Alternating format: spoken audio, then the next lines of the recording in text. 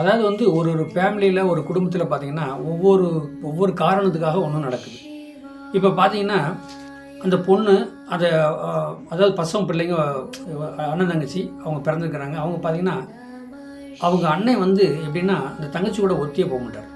ஏன் அப்படின்னா ஏன் என்ன காரணங்க ஏன் ஒத்து போக முடியல அவங்க லைஃப்பில் ஏன் பிரச்சனை சிக்கலாக போயிட்டுருக்கு அப்படின்னு கேள்வி கேட்டால், அதாவது அந்த செவ்வானா இளைய சகோதரனா இளைய சகோதரியை குறிப்பிடுமா?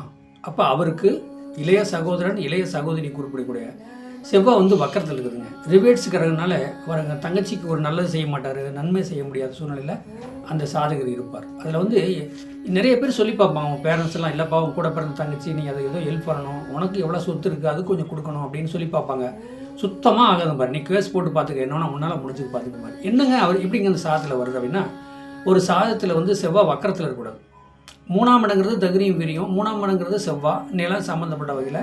அப்படிங்கும்போது தங்கச்சிக்கு நீ நகை போட்டாச்சு எல்லாமே போயிட்டு ஒன்றும் பிரச்சனை கிடையாது, இனி நீ வந்து என்கிட்ட எதுவும் கேட்கக்கூடாதுங்கிற இடத்துல கோர்ட்டு கேஸ்ன்னு இருக்கிறாங்க. அப்போ அந்த சாதத்தில் வருமா ஒரு ஒரு ஒரு வகுத்தில் பிறந்தவங்க ஒரு பையன் பொண்ணு அவங்க 2 பேரும் ஒத்துமை இல்லாமல் இருக்கிறாங்கன்னா அது சாதத்தில் வருமானா கண்டிப்பாக வரும். என்னக்கா வரும்னா செவ்வாய் வக்கரத்தில் இருந்தால் அவங்க அண்ணன் தம்பிக்குள்ளே அக்கா தங்கச்சிக்குள்ளே வந்து சப்போர்ட்டே இருக்காது, விரோதியாக தான் இருப்பாங்க. சரி, புதன் வக்கரமாக தான் என்னங்க, புதன் வக்கரமாக இருந்தால் அத்தை தாய் மாமன் உறவு சம்மந்தப்பட்டது அவங்களுக்கு சப்போர்ட்டே பண்ணாதுங்க. நீங்கள் என்ன தான் சப்பக்கட்டு பண்ணி பாருங்கள், என்ன தான் நீங்கள் பேசி பாருங்கள், கண்டிப்பாக அவங்களுக்குள்ள ஒத்தி வர்றது. ஏன்னா அது வக்கரத்தில் இருக்குது. அப்போ அத்தையும் சரி மாமனும் சரி, தாய் மாமனாக இருந்தாலும் சரி அத்தையாக இருந்தாலும் சரி, இது என்ன சொல்லணும்னா அவங்க இழுவிக்கு இந்த பையனை இழுப்பாங்க. இந்த பையன் பார்த்தான்னா அவங்க இழுவிக்கு போனால் நம்ம சுத்தமாக 0 ஆயிடுவோம், நம்மளை ஏதோ ஒரு பண்ண போகிறாங்க அப்படின்னு சொல்லி இவர் தப்பிச்சு பிழைக்கிறதுக்கு இவர் வழி பார்த்துக்குவார். எப்படி இவர் தெரிஞ்சுக்கிட்டார் அப்படின்னா, இவர் பல இதில் போய் அடிவிட்டு பழகிட்டார். இப்போ அத்தை வகையிலையும் போய் மாமா வகையிலையும் போய் நிறையா செய்கிறாரு, போகிறாரு, வர ஹெல்ப் பண்ணுறாருன்னா அவங்க திருப்பி இவருக்கு எதுவுமே செய்ய மாட்டாங்க. இவர் முடியலன்னு படுத்து கிடந்தா அவங்க ஏன்னு கூட கண்டுக்க மாட்டாங்க. அப்படிங்கும்போது இவர் பல தடவை பார்த்துடுறாரு, அப்பா இனிமேல் அத்தை உறவோ மாமா உறவோ எனக்கு வேண்டாம்.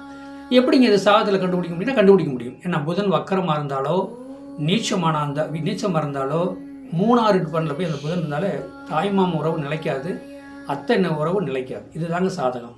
சரி, சுக்கிரன் வக்கரமாக இருக்குது. அப்போ சுக்கிரன் வக்கரம்னா மனைவி செட்டே ஆகாது. இப்போ பாருங்க, இந்த கணவன் மனைவி ஹஸ்பண்ட் ஒய்ஃபுக்குள்ளே பிரச்சனை சிக்கலாகவே போடும், பஞ்சாயத்து பண்ண சேஷன் போக பிரச்சனை, கோர்ட்டு கேஸுக்கு போகாமல் மட்டும் தான் இருப்பாங்க, மற்றது எல்லாமே பிரச்சனை நடந்துட்டு இருக்கும்.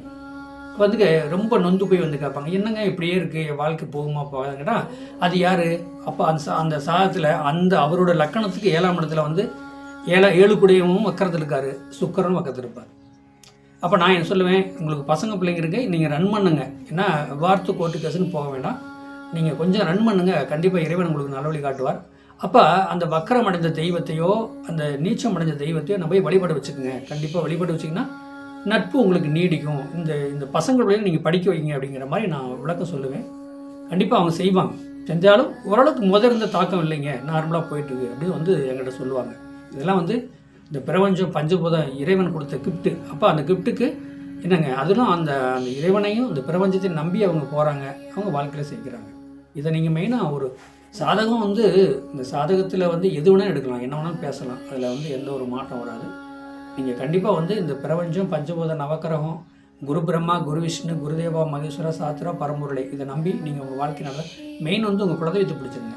கண்டிப்பாக ஹஸ்பண்ட் ஒய்ஃபுக்குள்ளே பிரச்சனை சிக்கலாமல் நீங்கள் காலம் ஓட்டலாம், நல்லாயிருக்கும்.